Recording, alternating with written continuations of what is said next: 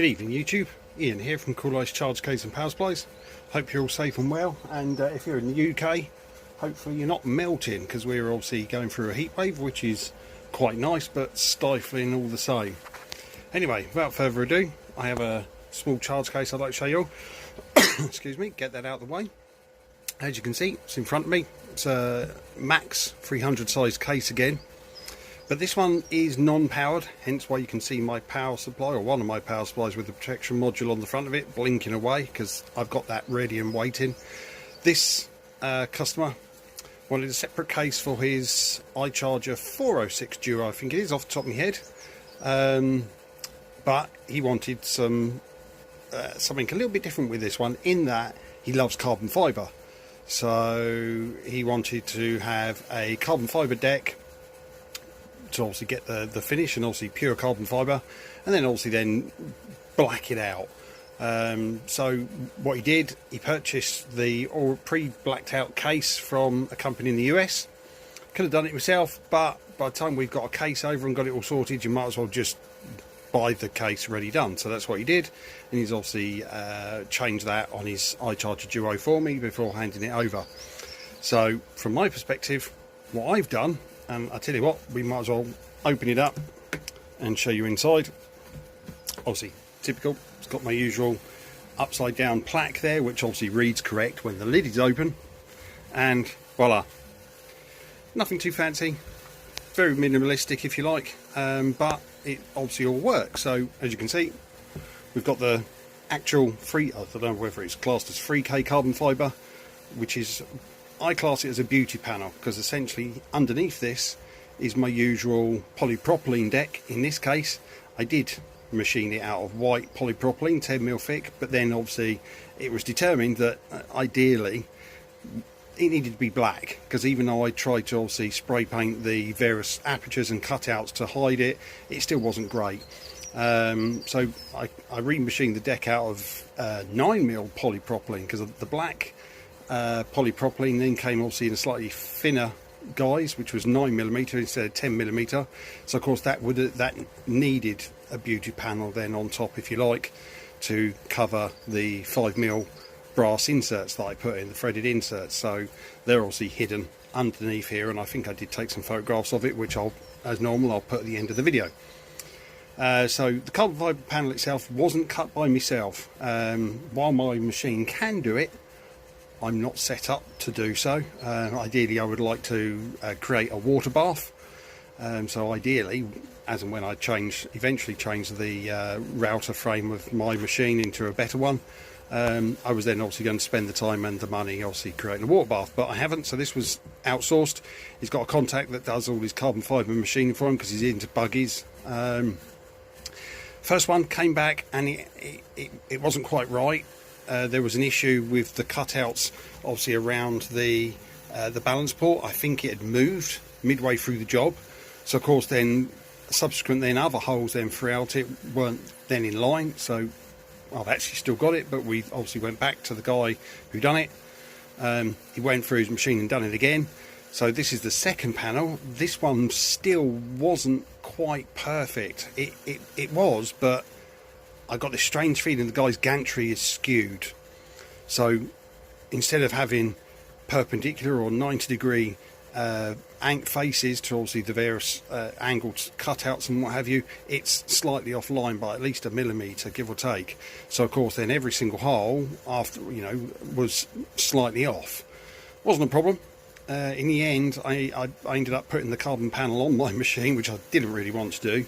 3 times in the end, to make the holes not only slightly bigger, but of course in doing so then I managed to remove the inaccuracies, so it better matched in with my polypropylene deck below it. Because obviously the beauty panel, where it was skewed, originally I could only get 3 out of the 4 corners in the case. It just wasn't going to sit flat. So one operation I had to do was make the charger cutout slightly bigger, because it was slightly off.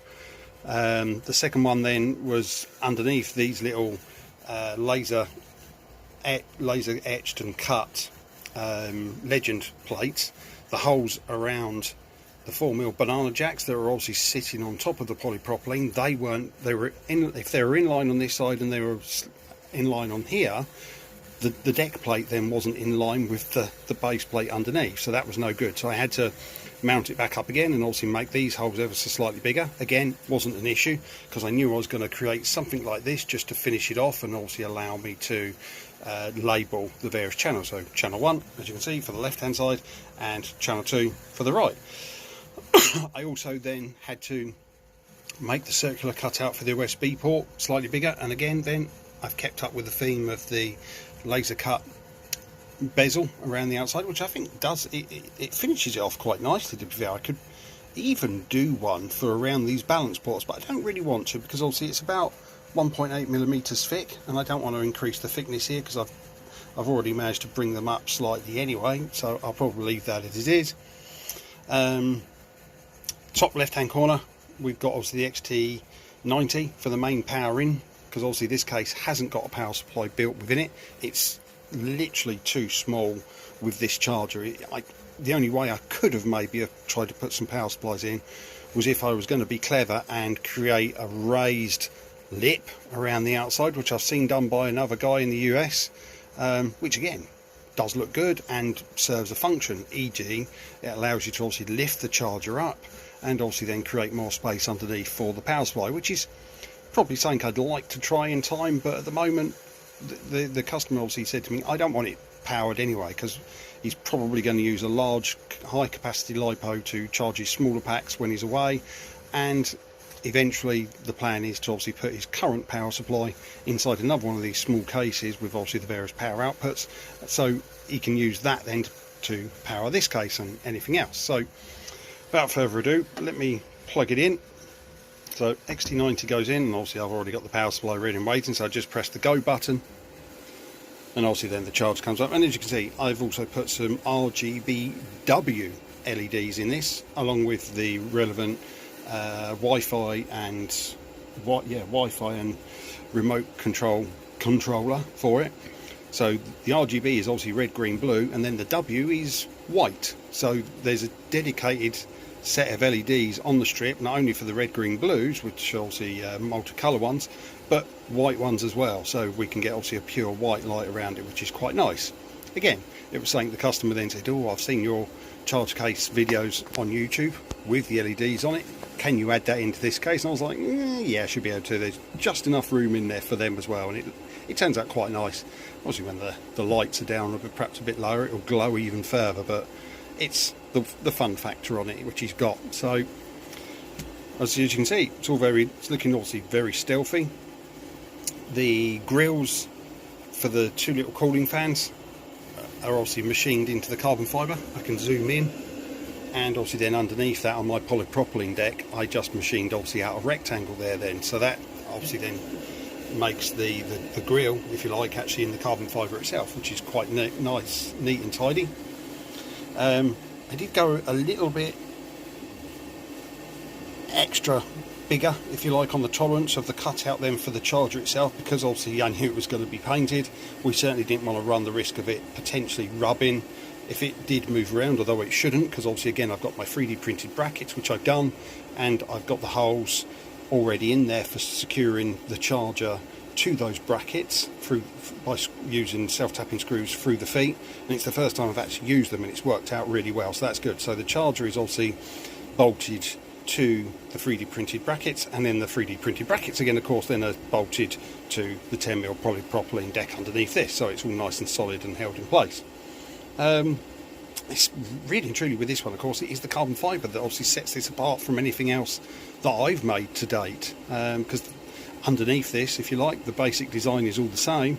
It's just the carbon fibre beauty panel, as I call it, on top, which is obviously adding that little bit extra to it, and the fact that it's a more powerful charger without its own power supply inbuilt in the case, which is not a lot. I don't do that very often, if you like, so that's quite handy. It's a bit different, makes a little change, if you know what I mean. And then of course then we've got the USB port, which is obviously off by default. You have to press the little button, so that's also telling us it's got 24.5 volts coming in. So we go, the cooling fans obviously run all as well as all the time, and I think they're little 40 They're little radial 40 by 20 fans. So again, I created another custom 3D printed bracket, that obviously 90-degree bracket that bolts to the polypropylene deck and obviously angles the fans vertically, so their airflow just comes straight out. And obviously they are just essentially right behind the charger, within about 1.5 centimetres. So as the charger also expels its warmed air out the back via its own cooling fans, it goes straight into the radial fans and out the case, which is quite nice. And that's about it. There's nothing else really to show on this case, so this is going to be a short and sweet video of 10 minutes. A lot more of that was obviously me gassing away to you, but anyway, hope you're safe where you are. Please like, share, subscribe, and of course you know where to find me if you with all your charging needs and everything else around that. Thank you for watching. Cheers, bye bye.